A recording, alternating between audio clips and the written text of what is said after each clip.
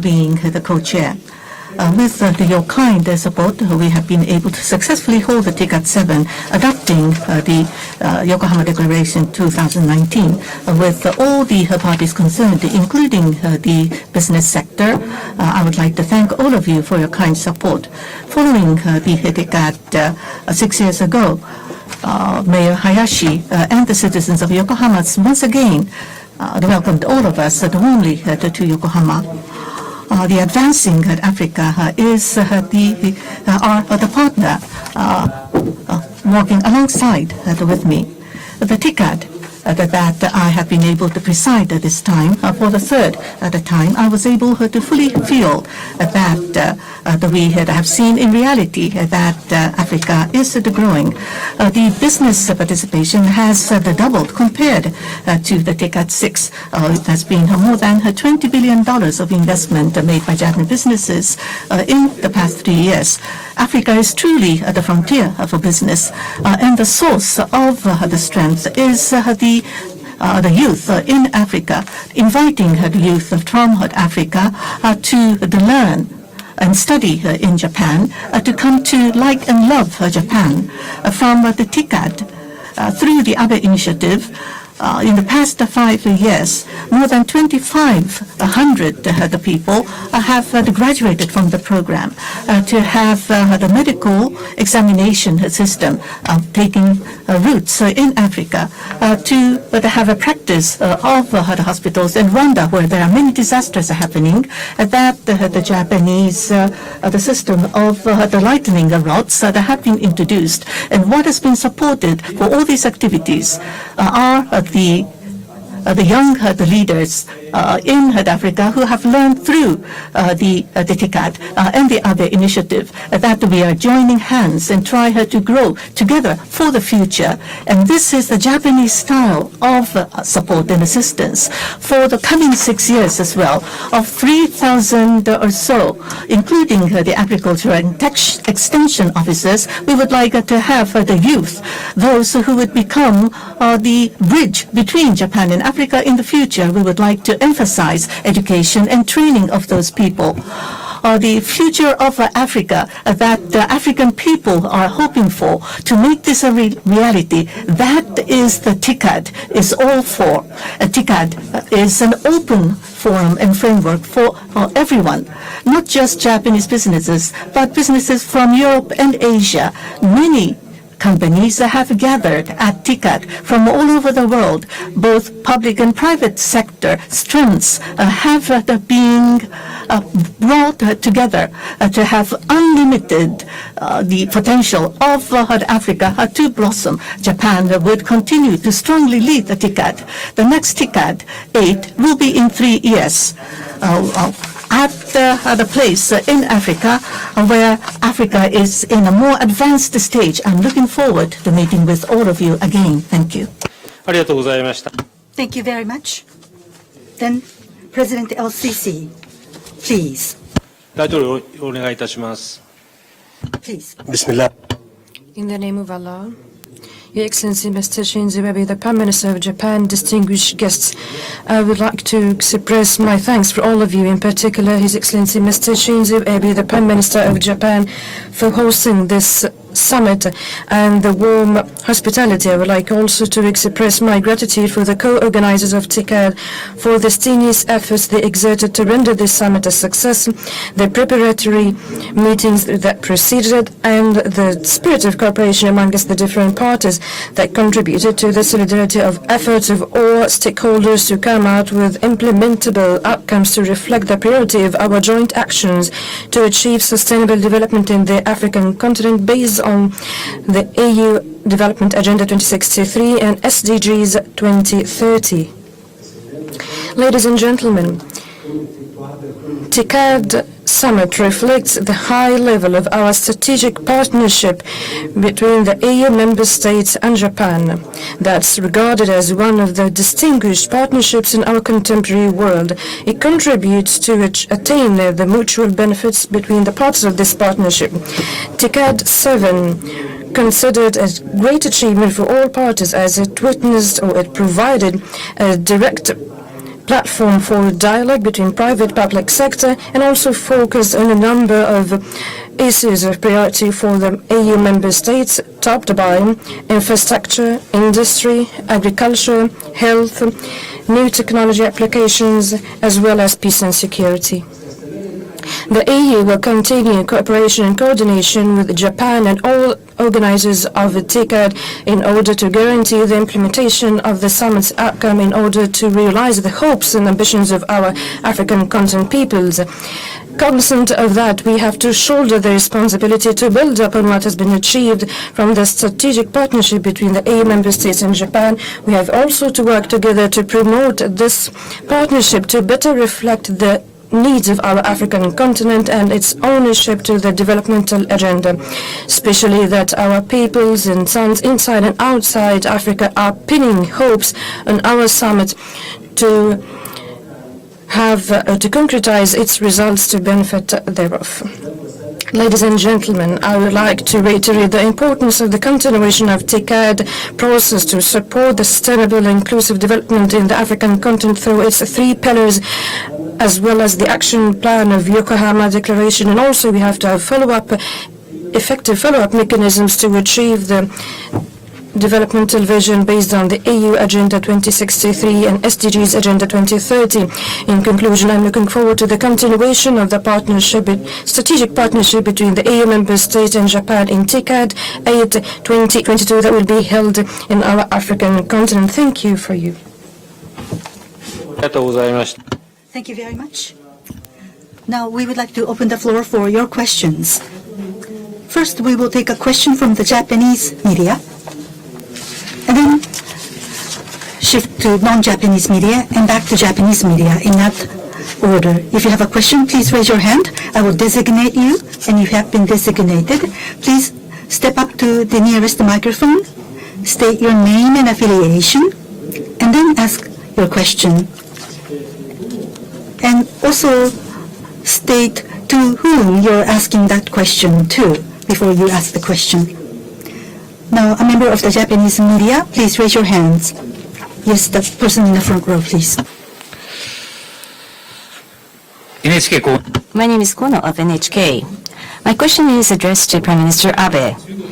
In Africa, China and various countries are competing to make ways into Africa, and China, especially with its enormous capital, is demonstrating large presence. On the other hand, some say that the loan provided by China is excessive and they're spreading concerns over the debt trap. How do you feel about such posture by China in terms of assistance, and how does Japan intend to differentiate itself from China in order to elevate its profile in Africa? China, we understand, is active in assistance to Africa, and at the same time, China is also an important actor for development of Africa. It's not just Japan or China, but several countries are contributing to the development of Africa. In providing assistance to Africa, we have to take note of the debt burden of the recipient country and take care so that the debt burden does not become excessive. Sustainable development of the recipient country is important, and thus we need to take into consideration the transparency, openness, economic viability, and debt sustainability as we provide assistance. On the occasion of the G20 summit held in June, agreement was reached on this matter, including China. All of the major countries within the G20 share this international concept with regards to such debt sustainability. And in response to this challenge, as we announced on this occasion of TICAD7, we will be hosting trainings for public debt management and dispatching policy advisors in order to support the capacity building of debt management in African countries. We have such strength, And we have this Japaneseness. So we tap on such strength and Japaneseness in order to support efforts under Africa's ownership aiming towards steadfast economic growth, resilient society, as well as peace and stability. So our policy in assistance is growing together and working together. And based upon that guiding principle, we will continue to provide support. Now, from Africa, members of the media from Africa, we will be taking your questions. Similarly, I will designate you. So when you have been designated, please state your name and affiliation. And we have simultaneous interpretation in multiple languages. So make sure that you would allow the interpreters to interpret your statements clearly. The lady in the front with glasses, please.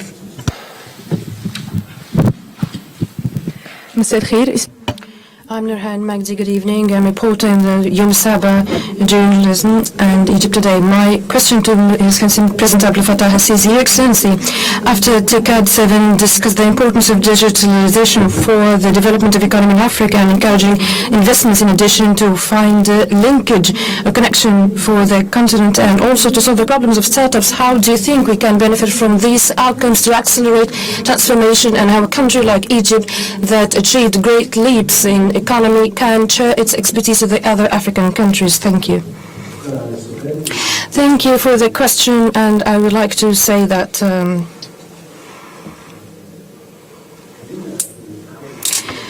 we talked about the tracks of development in Africa in order to keep abreast with the advancement that we all hope to reach in the African countries. And I said that we need to develop the infrastructure, including digitalization in our countries, in our African countries.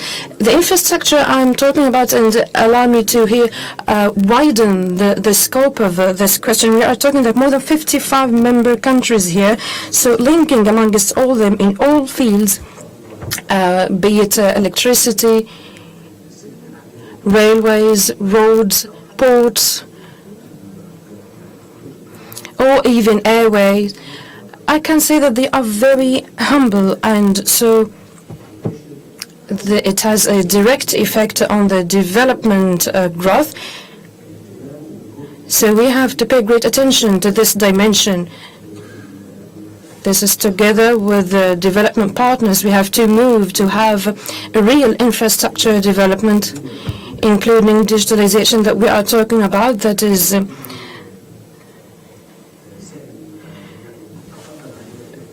that actually all countries advanced. In Egypt, we achieved development, largely development, in order to to achieve a good level for digitalization and to have the required capacities, either through education infrastructure or the executive infrastructure. This is through the Egyptian companies in cooperation with with other companies for digitalization between us and the African countries. The second point, because I said I will widen the horizon a little bit, not only we are talking about the infrastructure, but we are, as the member, as other countries of the continent, we worked through the framework agreement, the African Continental Free Trade Area. It's entered into force.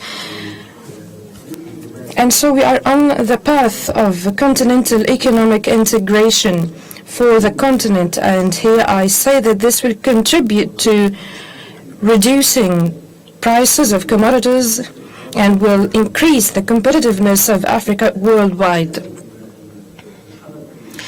So when we move to this direction and to implement the ACFTA, the Continental Free Trade Agreement, here we hope to work on these elements in cooperation with the partners. Third point that I will conclude with is sustainable development that we all aspire. This is to absorb the capacities of the continent's youth. We're saying that the African continent has almost 65% of its population are youth, and so they have ambitions, they have hopes to find job opportunities, sustainable job opportunities. And so this is also another track to be prioritized with the partners. A very important point as well, the international finance institutions, undoubtedly speaking, there are risks in the continent, and so the credit being given to the countries is accompanied by high costs, and this is actually to add to the burden of the countries and also for the investment opportunities. And I mentioned this before in one of my speeches, but here I'm reiterating this once more. If the international finance institutes know that 1.3 billion and a bit more in the coming 10 or 20 years, if this huge market, because this difference between the market with 1.3 population with humble purchase power and another with advanced purchase power. So we have to achieve sustainable development and to have job opportunities for youth to hone their capacities and to have a very promising market in Africa to absorb the world trade. Thank you.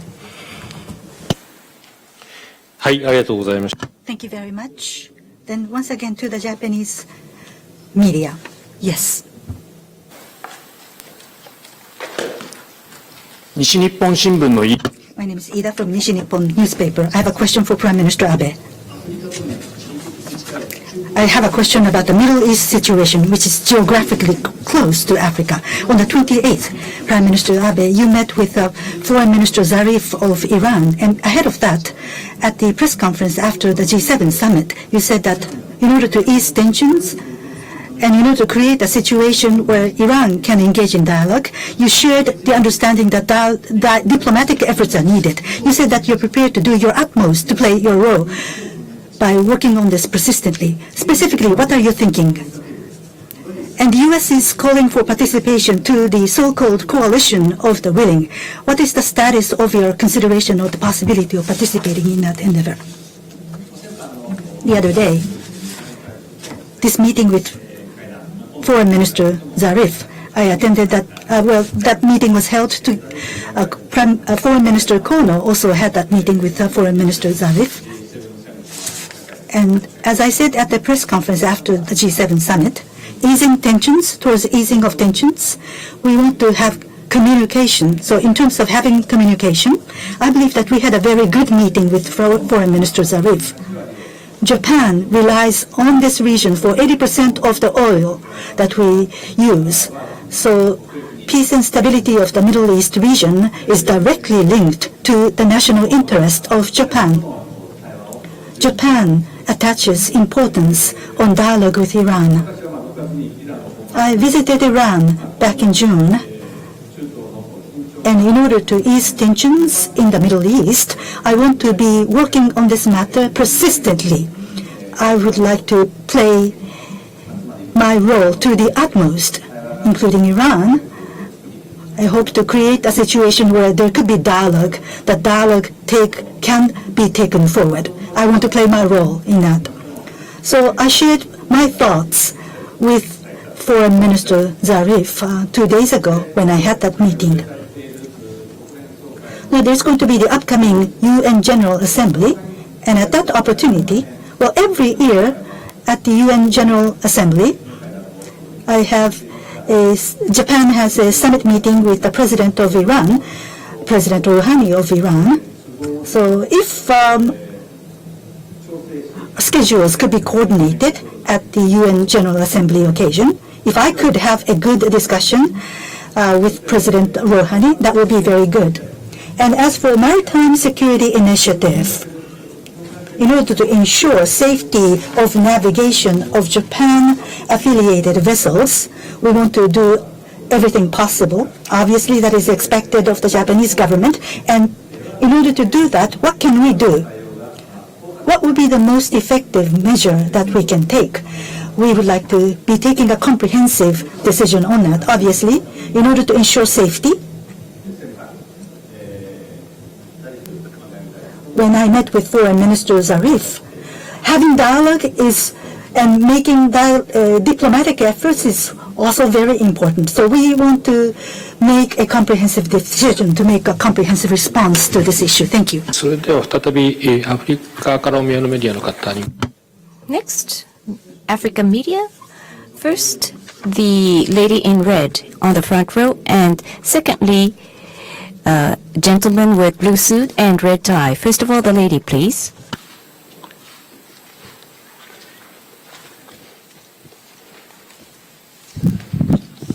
Thank you very much. My name is Fasikata Dusa. I'm from Ethiopia, working for a newspaper called Addis Fortune.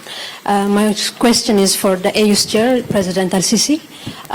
My question is, what's common in the demographic pressure in Africa, the youth bulge, and growing inequality is that women constitute the largest number, hence the most affected. So why isn't there a coherent global response to this and no credible national policies? Thank you very much. May I ask, do you like to ask the President LCC? Okay. The floor is yours, President. Well, we spoke sustainable development and the role of youth in Africa, and here we are saying that there is a will and there is a common action on the AU level. And this is to exert more efforts toward the youth in Africa, to find job opportunities, and also to involve them. Here, it's very important to say that our forum, youth forum in Egypt, this is a global forum, an African forum as well, being hosted by Egypt, and it's held every 2 years. In this forum, we invite youth from Africa, we invite youth from all of the African countries, so that to have an opportunity for dialogue and to discuss and talk with them about the issues of their concern. But I want to speak about the institutional work and the institutional efforts being carried out by the African Union member states. The heads of states are very much keen on developing youth and to have regulations to further contribute to train and qualify young people for the future. In relation to women, I will say that we pay great attention. I'm not speaking about policies, but I'm speaking about regulations for women and the participation in the African community at large. And in Egypt, the woman role is very much optimized, and this is within the framework of a real understanding for the importance of women's role in Africa and in our region. What I want to say also is that these procedures are not of a short term in their nature. It takes long time. These procedures take long time until they yield the results in the African countries. So we will not achieve this very quickly as we can imagine. Thank you. As a final question.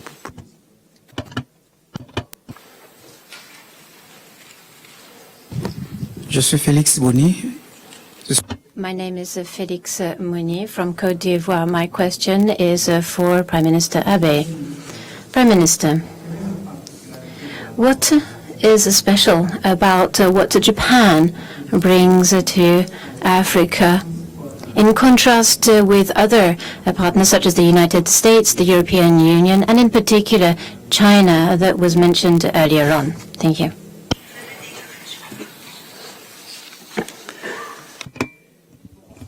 Japan, when we have launched the 1993, the TICAD, consistently we have been respecting the ownership of Africa, and we have provided assistance of human-centered development assistance. Strength of a nation derives from its people. This concept is based upon the development model of Japan. There has been an increase of the population of more than 14%, and especially the young population is increasing. This is something that we are envious of. Now, I have mentioned already, the strength of a nation rests with the people. From 2013, we have started Abe Initiative, and more than 1,200 other persons that have been trained through master's course in Japan, and they have worked as interns at the Japanese companies. And Japanese companies, in their local or the African companies' in-house training, and they have been contributing to the growth of Africa, and they would continue to do so to assist Africa. And those, the young people, who have inculcated those technology and looking into the future, that would hold the key for the further development of Africa. At the G20 the summit, I believe I have been given appreciation from the leaders of Africa, and also for the social welfare that we are trying to respect the ownership of Africa. The UHC, the Japanese brand type of the health coverage, that has been contributing to Africa. In the health sector as well, steadfastly in Africa. UHC has been adopted in Kenya and Senegal. The poor people are increasingly participating in the health insurance as a scheme. And we would like to support the further growth of Africa through all these endeavors. And earlier, there has been a question from the Ethiopian journalist, what may be the policy of the women to President El-Sisi, and I would also like to speak of my own policy of trying to encourage the women. So we agree on this respect, not in Africa, but in the whole of the world, that the women are not given opportunity for education. That is a reality. We have to change this situation. And I share this notion with President El-Sisi, I'm sure. In June, we held the G20 Osaka Summit, and 12 years of minimal education to all women should be given as a right to all women. We confirmed that principle amongst our G20 colleagues. And in this context, we wish to enhance our cooperation with African countries and lead such initiative. In the 3 years to 2020, at least 4 million women will be offered opportunities for education up to the 3 years up to 2020. So ultimately, we hope that all women are granted the right to education to exercise leadership. Thank you very much. Time is now up, and therefore we would like to bring to a close this joint press conference. The speakers on the platform will be leaving the room. The members of the media are kindly asked to stay in your seats until the speakers have left. Thank you.